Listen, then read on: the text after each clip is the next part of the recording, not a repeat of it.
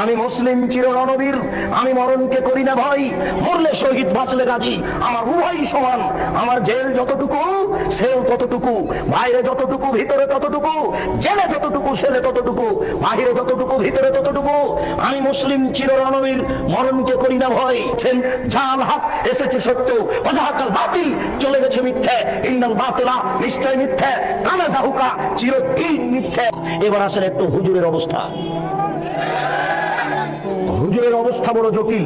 সামাজিক জাহেলিয়াতের চেয়ে হুজুরের অবস্থা অনেক অনেক অনেক বেশি কঠিন। যন্ত্র চলছে। আরে সংসদ ভবনের মমতাজ বেগম ডুবি তবলা দিয়ে জিকির করে আশ্চর্য। আর কোরআন নাকি 30 পারা নয় 90 পারা। 30 পারা হচ্ছে জাহেরি আর 60 পারা হচ্ছে বাতিনি। এরই নাম হচ্ছে ধর্মীয় জাহেলিয়াত। একে ঠেকাবে কে? এই জন্য আপনাকে বলি, এই হিফজখানা বন্ধ করতে হবে। যেখানে কোরআন হাদিস শিক্ষার ব্যবস্থা আছে সেখানে হিফজখানা খুলতে হবে। এই ছেলেটাকে আপনি কেন হাফেজ করলেন? এর বয়স হচ্ছে 16 বছর। মাথায় একটা উঁচু টুপি দিয়েছে, তার উপর একটা রুমাল দিয়ে মানুষের বাড়িতে মিলাদ করে বেড়াচ্ছে, কোরআন মাজিদ পড়ছে আর ভালো কিছু খাবার দিচ্ছে, 200 টাকা পকেটে দিয়েছে। একবারে খুশি হয়ে গেছে, চিৎকার করে আমার বাপের নামে দোয়া করে চলে আসলো। এ জাতি কি করতে পারে? যে চলিসা করে বেড়াই, যে কুলখানি করে বেড়াই, যে মানুষের দোকান উদ্বোধন করে, আপনার উদ্বোধন করে কোরআন মাজিদ পড়ে, যে মানুষের বাড়ি উদ্বোধন করে কোরআন মাজিদ পড়ে, সে হাফেজ দিয়ে কি হবে? সেই হিফজখানা বন্ধ করতে হবে। এই সামাজিক জাহেলিয়াত, এই ধর্মীয় জাহেলিয়াতের জন্য এই 3 নম্বর শ্রেণীর ছেলে দিয়ে হবে না। একেবারে বলিষ্ঠ কণ্ঠের, একেবারে নির্ভীক সেনা, যার অন্তরে কোনো ভয় ভীতি থাকবে না, যার বিদ্যের সামনে পৃথিবীর কোনো বিদ্যা টিকবে না, জাকির নায়কের মতো পৃথিবীর কোনো বিদ্যা তার সামনে টিকবে না, এবং নির্ভীক সেনা হবে। আমি মুসলিম চির রণবীর, মরণকে করি না ভয়, মরলে শহীদ বাঁচলে গাজী। এই কণ্ঠ নিয়ে যে মাঠে নামবে, সেই জাতির উপকার করতে পারে, সেই এই সামাজিক কুসংস্কার বন্ধ করতে পারে, সেই এই ধর্মীয় কুসংস্কার বন্ধ করতে পারে। তাছাড়া এইসব হাফেজ দিয়ে কাজ হবে না। এ তো মানুষের দোকান উদ্বোধন করে, এ তো মানুষের বাড়ি উদ্বোধন করে। এর দ্বারা শরীয়তের কি আশা করা যেতে পারে? শুনুন, ওই পশ্চিম দিকে গাধাতে ইট বহে। গাধাতে কি বহে? ইট বহে। ভ্যান যেখানে যেতে পারে না, গাধা সেখানে যেতে পারে। অনেকগুলি ইট আপনি গাধার উপরে চাপিয়ে দিয়েছেন, এরপরে যেখানে নামাতে হবে সেখানে গাধা চলে গেল। এবার আপনি কি করেছেন? আপনি বইয়ের দোকানদার, অনেকগুলি কোরআন মাজিদ তার উপরে তুলে দিয়েছেন, ও চলে গেল আপনার কোরআনের দোকানে। তো গাধা কি জানতে পারলো যে এখন কোরআন না ইট? ও তো জানতে পারলো না যে আমার পিঠে কোরআন আছে না ইট আছে।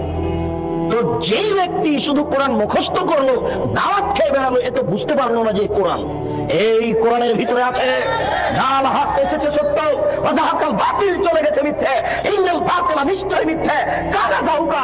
এই দেশের জাহেলিয়াতকে লাথি মেরে ডুবিয়ে দিতে চাই, এই দেশের অন্যায়কে যে কোনো মূল্যে উৎখাত করতে চাই।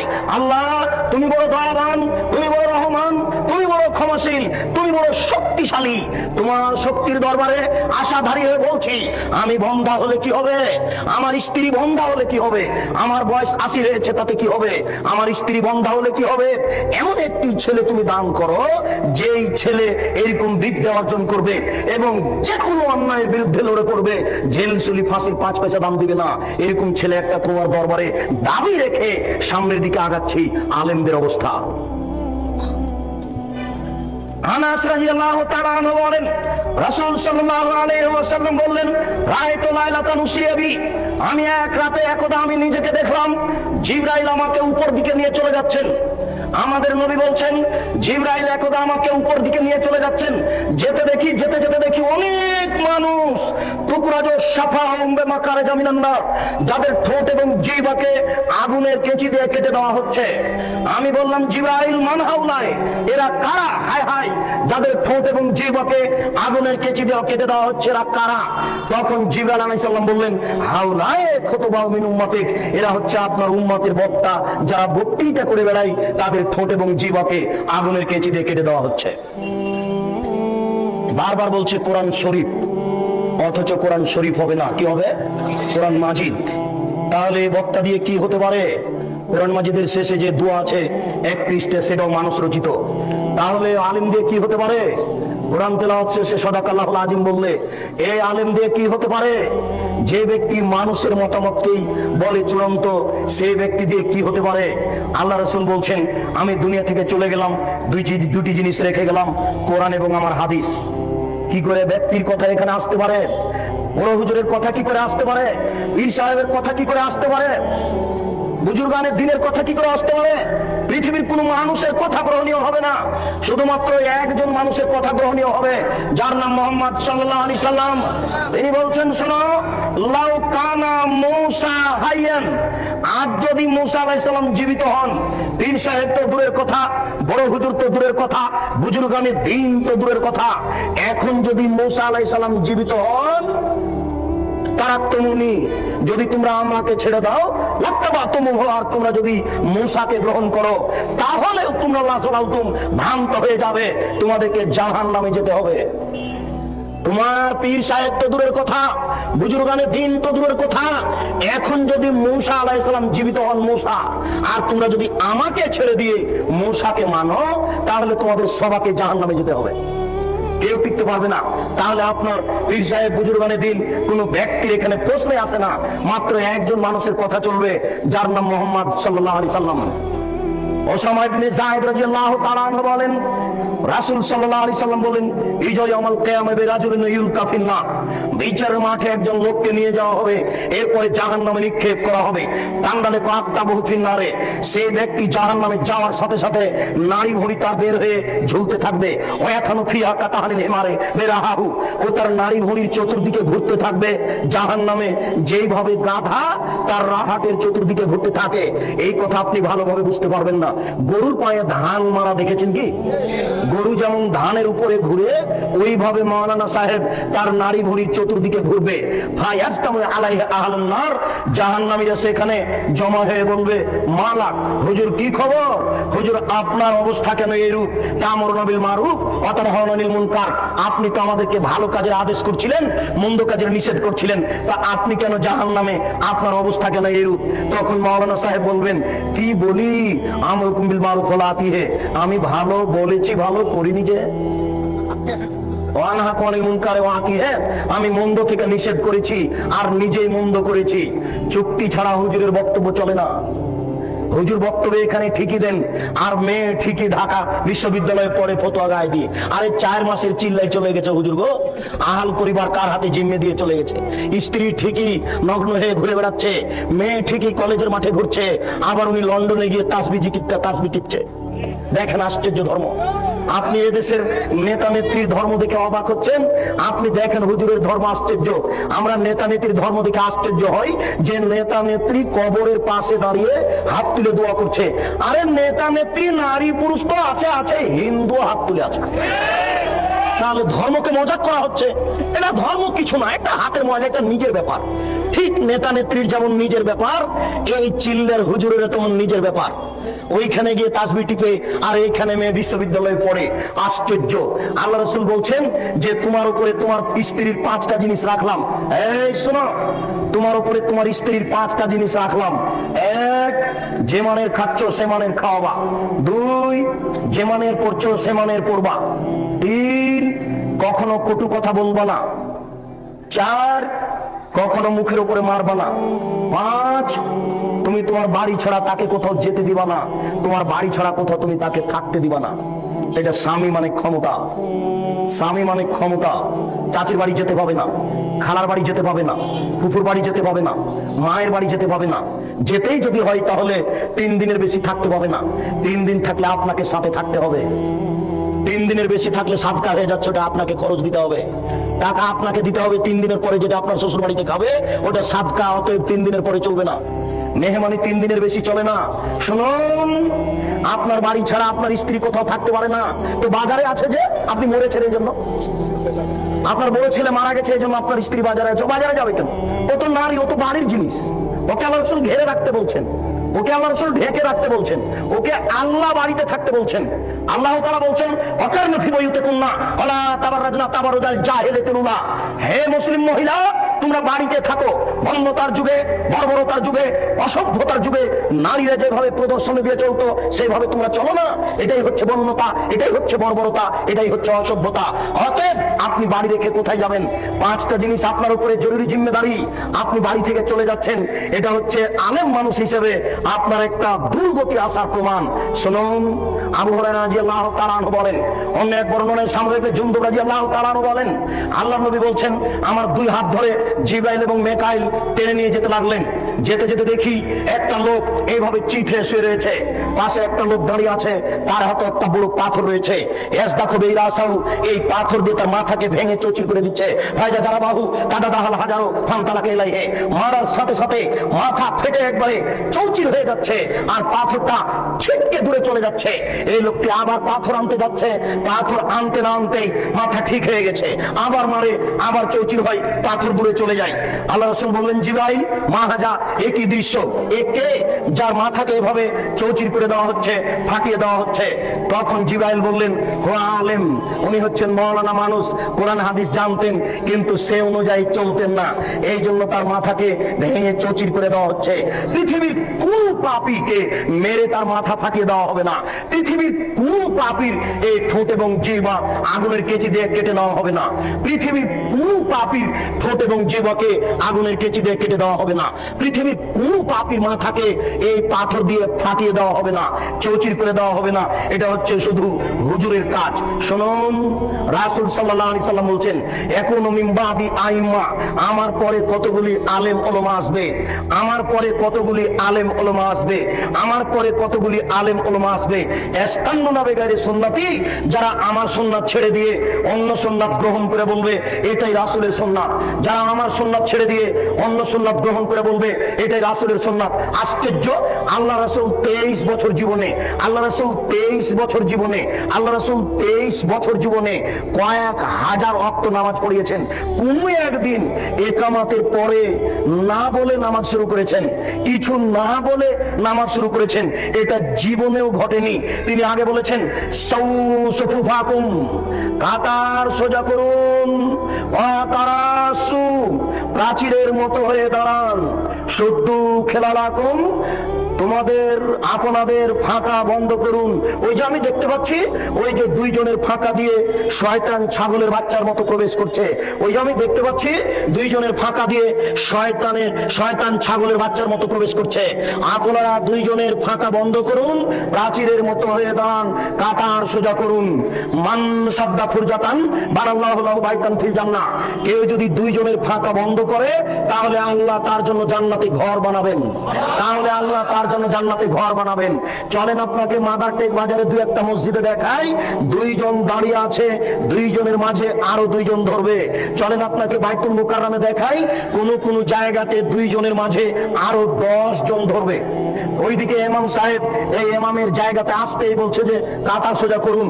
আল্লাহর মুখখানে বলিয়ে নেয় যে একামত দেন, এই কথা বলে না, ও বলছে যে কাতার সোজা করুন, অথচ তাকে বলতে হবে একামত দেন। এরপরে ওখানে যাবে, একামত চলতে থাকবে, মুসল্লিদের মুখ করে মুখে মুখে দাঁড়িয়ে থাকতে হবে, আর বলতে হবে কাতার সোজা করুন, প্রাচীরের মতো হয়ে দাঁড়ান, দুইজনের ফাঁকা বন্ধ করুন। এক পর্যায়ে পশ্চিমমুখী হয়ে আল্লাহু আকবার বলে নামাজ শুরু করতে হবে। কত বড় জাহিল, কত বড় অজ্ঞ, কত বড় জাহিল, কত বড় অজ্ঞ হুজুর! আরে জিন্দেগিতে একবারও বলে না, একবার বলে না। আজ থেকে আপনি পরীক্ষা করুন, এখন যে ফজরের নামাজে পরীক্ষা করুন, আশ্চর্য, অবাক হতে হয়। আল্লাহ রাসূল বলছেন, থামের ভিতরে দাঁড়াবা না, লাইনের যেন বিচ্ছিন্নতা না আসে, থামের ভিতরে দাঁড়াবেন না, পায়ার মাঝে দাঁড়াবেন না, যেন কাতারের ভিতরে বিচ্ছিন্নতা না আসে। কেউ যদি ওই পায়ার মাঝামাঝিতে দাঁড়িয়ে গেছে, তখন সাহাবীগণ তাকে ধাক্কা দিয়ে আগে এবং পিছে করে দিয়েছেন। ওরে হুজুর, কত বড় জাহেল! ওই কাতারের মাঝে এইভাবে রেখেছে জুতা স্যান্ডেলের বাক্স। দেখেন আপনি এই বাজারে, এই শহরে কত মসজিদ এইভাবে আছে। আল্লাহর নবী বলছেন, এক শ্রেণীর মাওলানা আলেম ওলামা বের হবে, যারা আমার সুন্নাত ছেড়ে দিয়ে অন্য সুন্নাত ধরে বলবে এটাই রাসূলের সুন্নাত। লাখো সুন্নাতকে তারা কবর দিচ্ছে, যেটা রাসূলের নয়, রাসূলের যেটা আছে সেটাকে কবর দিয়ে অন্য একটা বানিয়ে চলেছে। আশ্চর্য, আপনাকে একটু বলতে হয়, আশ্চর্য, আপনাকে একটু বলতে হয়। আমাদের নবী বৃহস্পতিবার এবং সোমবার রোজা থাকতেন। কেন জানেন? আমাদের নবী বৃহস্পতিবার এবং সোমবার রোজা থাকতেন এই জন্য যে সাপ্তাহিক রিপোর্ট পেশ করা হয় বৃহস্পতিবার আর সোমবার। আমাদের নবী মুহাম্মদ সাল্লাল্লাহু আলাইহি ওয়াসাল্লাম চাইতেন যে যখন আমার রিপোর্টটা পেশ করা হবে তখন আল্লাহ দেখুক যে আমি রোজা আছি। আমার রিপোর্টটা যখন পেশ করা হবে তখন আল্লাহ দেখুক যে আমি রোজা আছি, এটা তিনি চাইতেন। এই জন্য বৃহস্পতিবার সোমবার সিয়াম পালন করতেন। বুঝাতে পেরেছি কি? বাৎসরিক রিপোর্ট পেশ করা হয় শাবান মাসে, বাৎসরিক রিপোর্ট পেশ করা হয় শাবান মাসে। আমাদের নবী মুহাম্মদ সাল্লাল্লাহু আলাইহি ওয়াসাল্লামের জানা ছিল না যে শাবান মাসের কোন দিনে রিপোর্ট পেশ করা হয়। এই জন্য আয়েশা রাদিয়াল্লাহু তাআলা আনহা বলছেন যে ওই দিনটাকে ধরার জন্য আল্লাহ রাসূল পুরো শাবান সিয়াম পালন করতেন, তবে শাবানকে রমজানের সাথে লাগিয়ে দিতেন না। উম্মু সালামা রাদিয়াল্লাহু তাআলা আনহা বলেন আমাদের নবী মুহাম্মদ সাল্লাল্লাহু আলাইহি ওয়াসাল্লাম পুরো শাবান সিয়াম পালন করতেন, তবে শাবানকে রমজানের সাথে লাগিয়ে দিতেন না। কেন? তিনি ভাবতেন এই দিনটা আমাকে ধরতেই হবে। বাৎসরিক যখন রিপোর্ট পেশ করা হবে তখন আল্লাহ দেখুক যে আমি রোজা আছি। বাৎসরিক যখন রিপোর্ট পেশ করা হবে তখন আল্লাহ দেখুক যে আমি রোজা আছি, এটা দেখানোর জন্য তিনি শাবান মাসে বেশি বেশি রোজা রাখতেন। ভারত, বাংলাদেশ, পাকিস্তানের এই সব হুজুরেরা জাহেলের পরিচয় দিয়ে কিভাবে কিভাবে জেনে নিল সেদিন 15ই শাবান। ভারত, বাংলাদেশ, পাকিস্তানের হুজুরেরা কিভাবে কিভাবে জেনে নিল সেদিন হচ্ছে 15ই শাবান।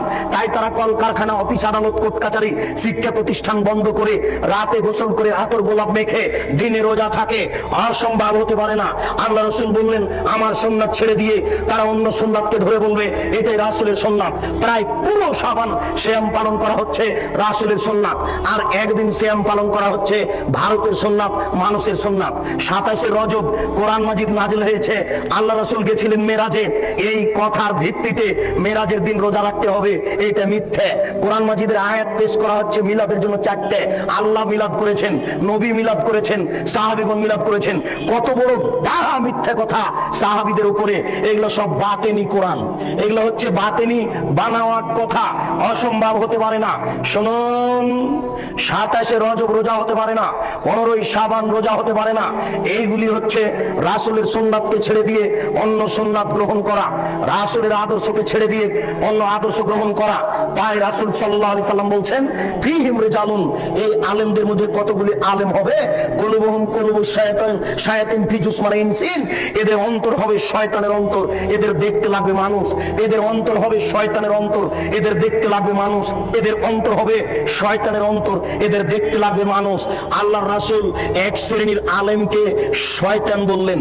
আল্লাহ রাসূল এক শ্রেণীর আলেমের জিহ্বা কেটে নেওয়া হবে এই কথা বললেন। এক শ্রেণীর আলেমকে জাহান্নামে নিক্ষেপ করা হবে, তার নারী ভুঁড়ি বের হয়ে ঝুলতে থাকবে এই কথা বললেন। এক শ্রেণীর আলেমকে একবারে চিৎ করে ফেলে দিয়ে মাথা ফাটিয়ে চৌচির করে দেওয়া হবে এই কথা আল্লাহ রাসূল বললেন। প্রায় হাদিসগুলি বুখারী মুসলিমের। আপনাকে আমি এই অংশে দেখালাম সামাজিক জাহেলিয়াত আর আলেমদের জাহেলিয়াত। অতএব সামাজিক জাহেলিয়াত ঠেকানো যেমন জরুরি, আলেমদের জাহেলিয়াত তেমন ঠেকানো জরুরি। এই সব জাহেলিয়াত ঠেকাবে। হুজুর, আপনি টুঙ্গির মাঠে লক্ষ লক্ষ জনগণকে নিয়ে হাত তুলে দোয়া করছেন। আপনার কথা তো খুব ভালো লাগে যখন আপনি বলেন সুবহানাল্লাহ বললে এত নেকি হয়, আলহামদুলিল্লাহ বললে এত নেকি হয়, আল্লাহু আকবার বললে এত নেকি হয়, সুন্দর করে ওযু করে 2 রাকাত নামাজ পড়লে অতীতের সব পাপ ক্ষমা হয়ে যায়। আপনার ভালো কাজের আদেশ তো খুব মিঠে লাগলো। আপনি যখন হাত তুলে দোয়া করছেন তখন এই দেশের নেতা নেত্রী সামনে আছেন, এই দেশের লাখো লাখো জনগণ সামনে আছে। আপনি হাত তুলে দোয়া করার পূর্বে বলবেন শুনুন দেশবাসী, দেশের নেতা নেত্রী শুনুন, মহান আল্লাহ যেখানে ভালো কাজের আদেশ করতে বলেছেন সেখানে মন্দ কাজের নিষেধের কথা বলেছেন। অতএব আমি টুঙ্গির মাঠে মন্দ কাজের নিষেধ করো তো বলতে চাচ্ছি। আলী রাদিয়াল্লাহু তাআলা আনহু বলেন রাসূল সাল্লাল্লাহু আলাইহি সাল্লাম বলেন আলী লা তাদুতিম সালান ইল্লা তামাস্তাহু, আলী তুমি ছাড়বে না কোনো ছবি মূর্তি, সবকে ভেঙে খান খান করে দাও।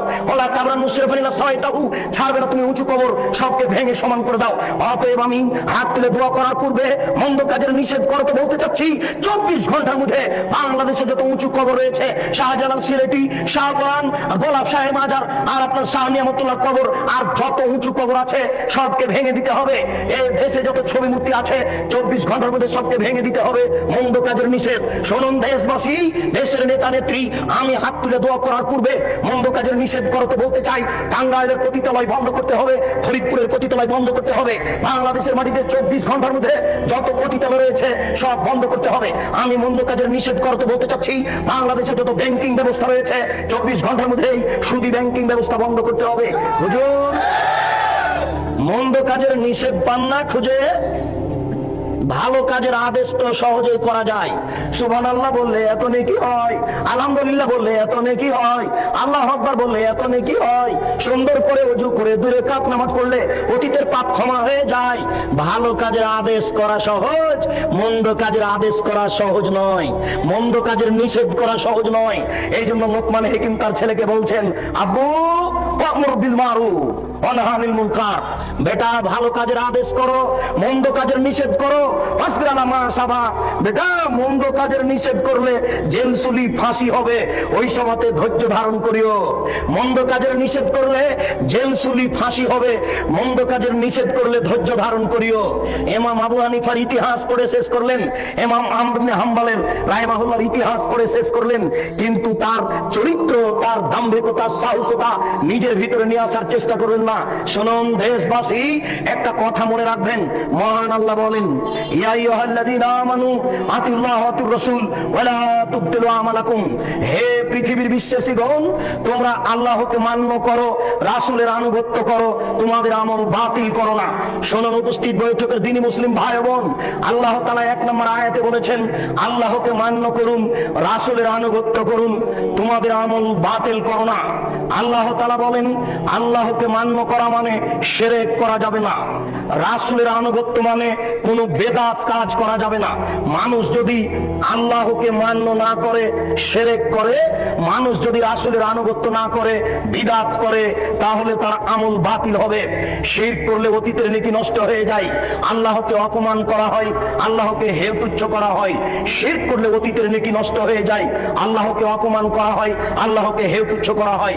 বিদআত করলে ইবাদত কবুল হয় না, রাসূলকে অপমান করা হয়, রাসূলকে হেয় তুচ্ছ করা হয়। সম্মানিত দিনী ভাই, শহরের ব্যাপার আমি যে বিষয়ে আলোচনা করতে চাচ্ছিলাম সেই বিষয়ে অন্যদিন আলোচনা হবে। প্রথম যে 2টি বিষয় আপনার সামনে মোটামুটি ভাবে পেশ করলাম, এই বিষয়গুলি আমরা সময় সাপেক্ষে আরো বিস্তারিত পেশ করেছি। সেইগুলো ইন্টারনেটের মাধ্যমে এবং অন্যান্য মোবাইলের মাধ্যমে বা ইসলামিক টিভিতে সপ্তাহে 1 দিন মঙ্গলবার আর পিস টিভিতে সপ্তাহে 3 দিন, এইসব দিনগুলিতে এই বিষয়গুলি বিস্তারিত জেনে নেওয়ার চেষ্টা করুন। এই দাওয়াত দিয়ে আজকের সংক্ষিপ্ত আলোচনা এখানেই শেষ করতে বলছি। আল্লাহ আমাদের যারা মারা গেছে তুমি তাদের কবরের শাস্তি মাফ করো, আমরা যারা অসুস্থ তাদের তুমি আরোগ্য দান করো, আমরা যারা বেঁচে আছি তুমি তাদেরকে তোমার রাসূলের পদ্ধতি অনুযায়ী চলার তৌফিক দান করো। এই দাবি, এই দাওয়া তোমার দরবারে রেখে আজকের সংক্ষিপ্ত আলোচনা এখানেই শেষ করছি। সুবহানাকা আল্লাহুম্মা ওয়া বিহামদিকা আশহাদু আল্লা ইলাহা ইল্লা আনতা আস্তাগফিরুকা ওয়া আতুবু ইলাইক।